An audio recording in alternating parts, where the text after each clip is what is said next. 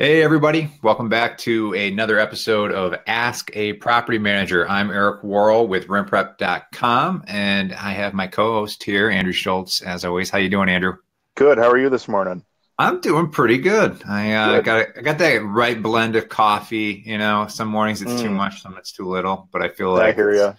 I feel like I got a good chi going on right now with my coffee game. You got that fine middle spot right where you need to be. Absolutely. I stay away from the Starbucks for that specific reason. Every time I have one, I feel like I just want to run into a wall or something. So, Well, and their coffee's terrible anyway. you think so? I'm not a big fan of their coffee. I'm really Yeah. not. I'm also not a huge fan of Tim Hortons coffee, but I did have a cup the other day, and it was kind of a nice change of pace. Yeah. But Yeah. For I anybody don't know. It's not tough to from find real anybody coffee in this watching, area. anybody watching not from Canada or the Northeast, Tim Hortons, it's a very big deal around here. Hmm. Yeah. Absolutely. It's the Canadian coffee. All right.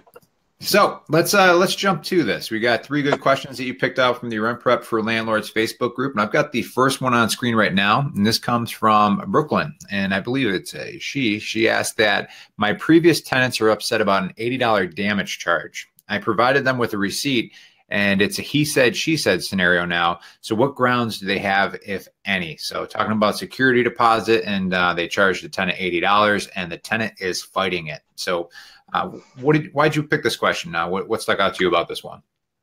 It goes back to the discussions we've had in the past on making sure that you have good before and after photos, like good move-in photos and good photos from when the tenant moves out, so that you can compare before and afters and make sure that, if push comes to shove and you have to prove that a tenant damaged something, that you have the ability to do so.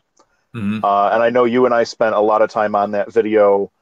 I think it was up in Lockport, actually. We did that walkthrough video of that apartment and went into a lot of detail on how to get the best possible set of move-in photos, the most detailed set possible to Hmm. cover yourself in the event that something like this does happen.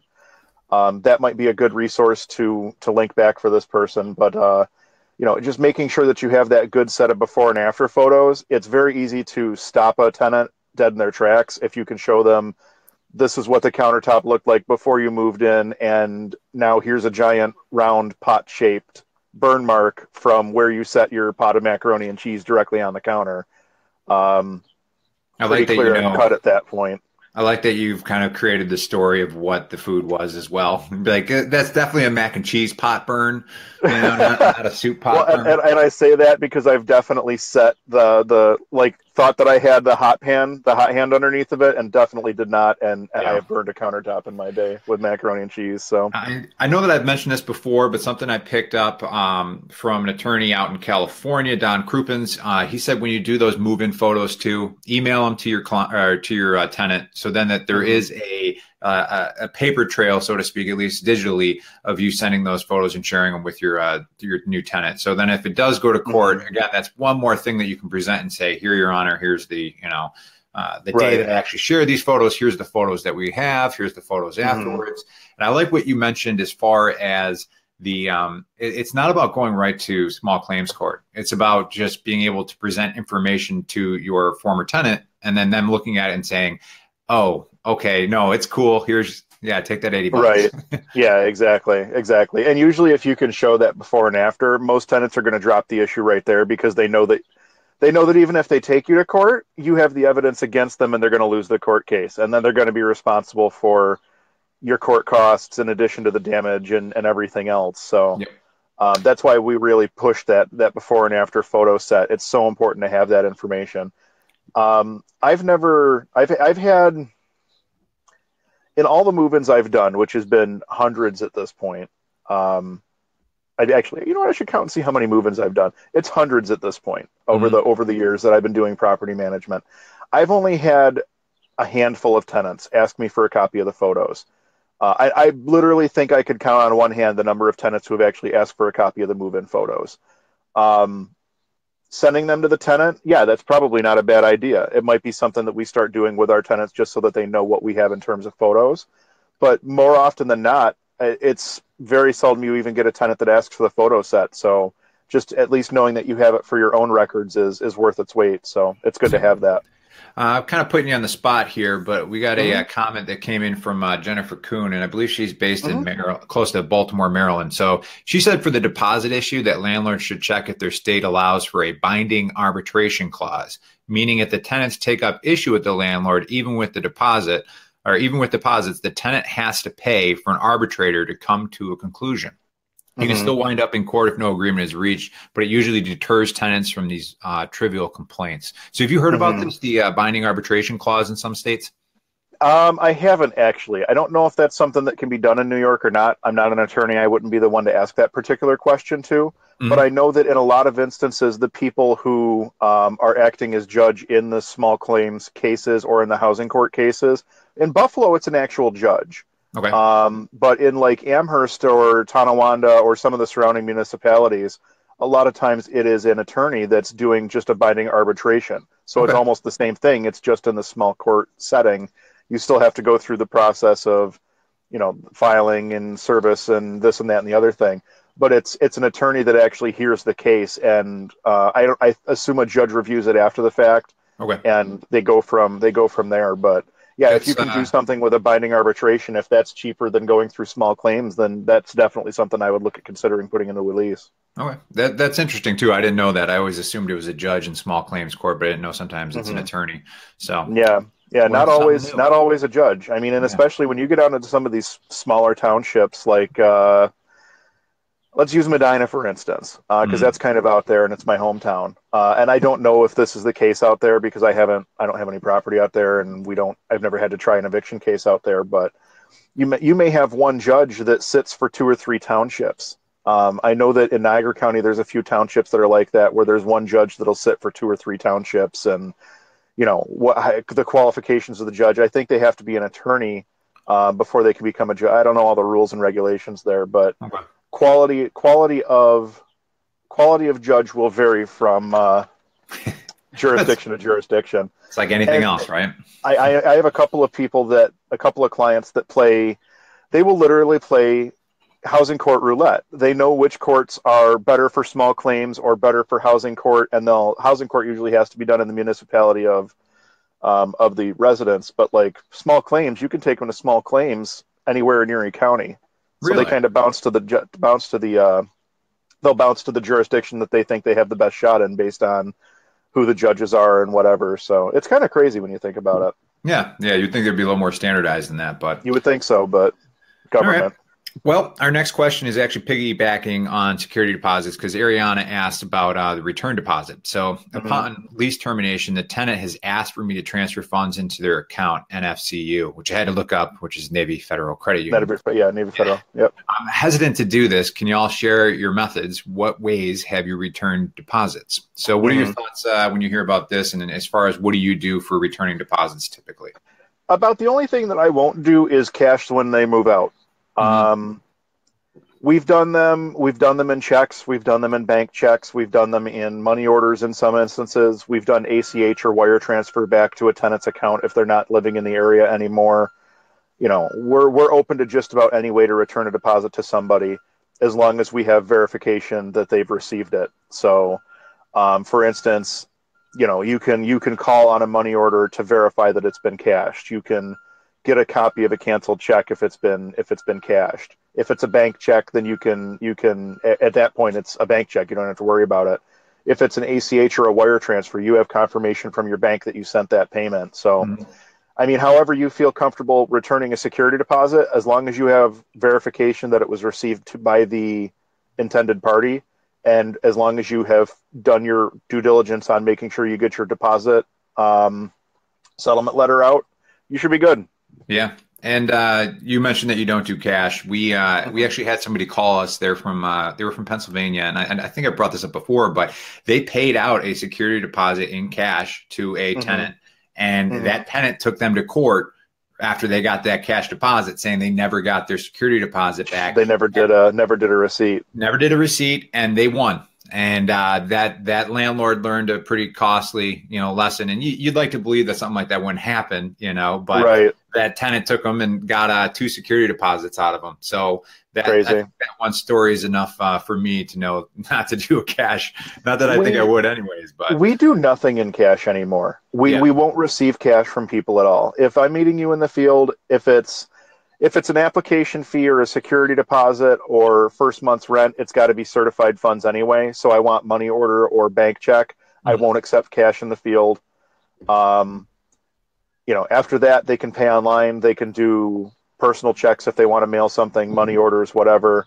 We won't even accept cash in the office for the most part. We're at the point now where we're pretty much cashless.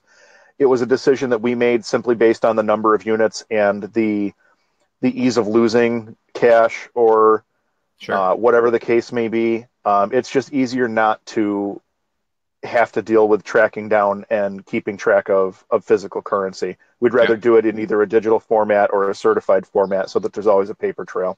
Absolutely. I'm with you on that one. All right. So this next question comes from Kong, who is very active in the Facebook group. He says that he has a question for all the landlords in this group.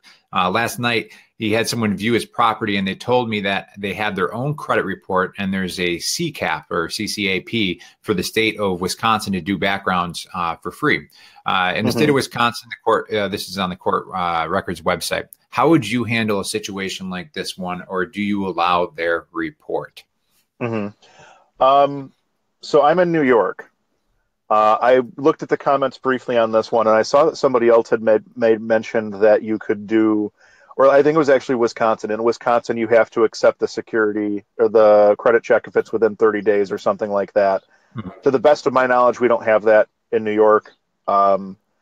We run our own credit and background checks no matter what. I don't care if somebody ran their credit check 15 minutes ago and handed it to me fresh off the printer.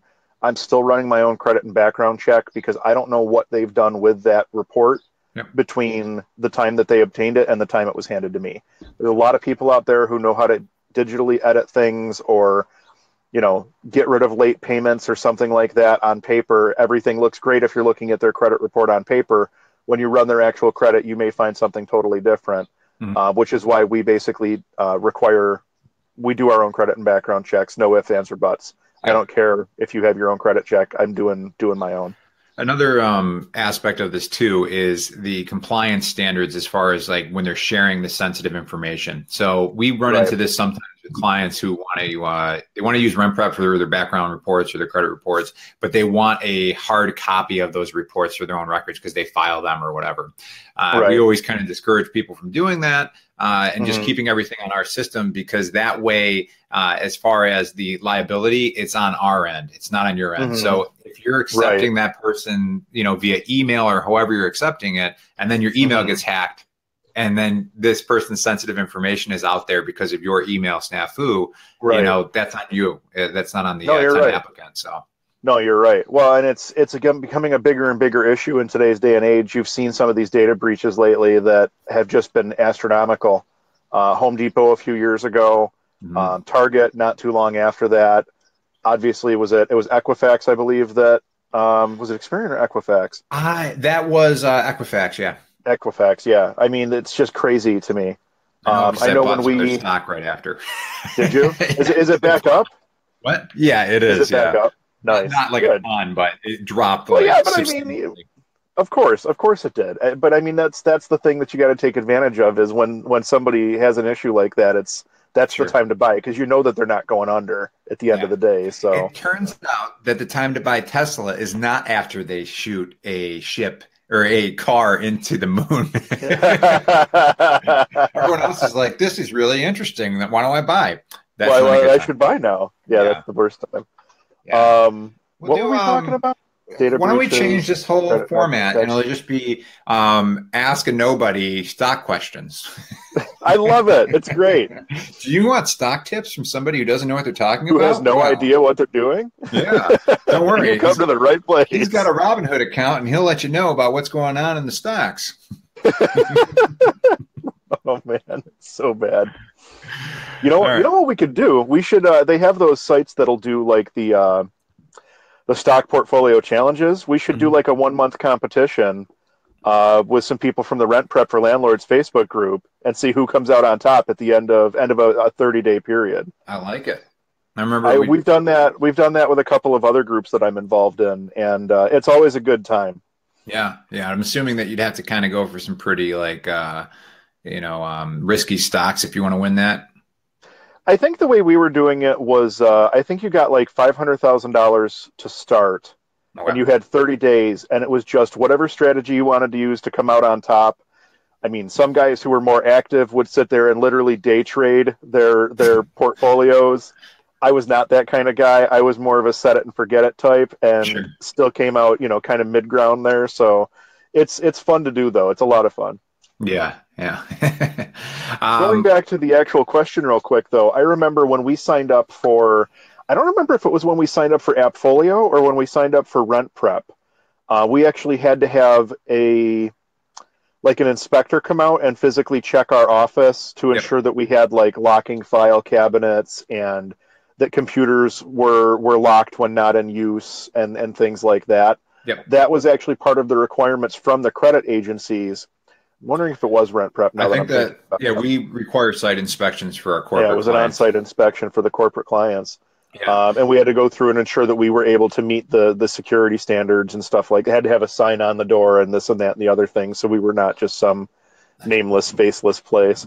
We got a question that came in here from Margaret that I'm going to answer. She was just asking about sending a prospective tenant's application to Rent Prep via email. So the best method for this is if you are logged in on our platform on the back end, there will be a link where you can upload documents. So when you upload those documents to our website, it's much more secure and it takes the email section out of it. So yeah, you just log into your Rent Prep account and upload the documents through the back end platform. That'll be much more secure.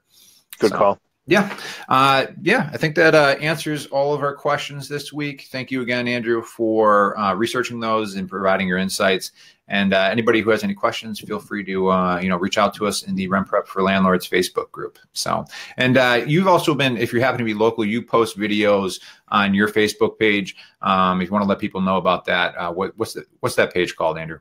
Yeah. Oh, wow. You're going to let me plug. I'm so happy. I was going to do it. I was going to do it regardless, to be honest with you. But I appreciate you opening the door. I have two pages. You can either follow me on Facebook directly. I'm pretty sure it's facebook.com/Andrew Schultz Buffalo, or just find me in the Facebook group. You can find me there. And then my company page is Buffalo Foreclosures and Investment Properties. And that's facebook.com/Buffalo Foreclosed with a D. Homes, facebook.com Buffalo Foreclosed Homes. I post different content on each page. On my personal page, you'll get a lot of daily what am I up to type videos. Today's video will actually be pretty exciting because I'm going out to Rochester. We're doing someone's surrendering a bank-owned property to us. The previous borrower is surrendering a bank-owned property to us. I won't be able to film the surrender, obviously, but you'll be able to see what the property, like a fresh foreclosure looks like as soon as it comes to us. Yeah. It doesn't get much fresher than the guy just handed me the keys. So that'll be up on my personal page later today. And then my business page, we do a lot of more Buffalo-focused, obviously rental properties and rental properties and foreclosures and stuff like that. So perfect. Good content, interesting content if you're into this type of a game. And we always love to get feedback. So yeah, I've seen a couple of group members commenting on your videos. If this was YouTube, I'd be like and subscribe and do all the things. Yeah. Mash that like button. Yeah. All right. Well, very cool. Until next week, we will see everybody on next week's episode, which will be episode number 39 of Ask a Property Manager. Have a good week, Andrew, and take care.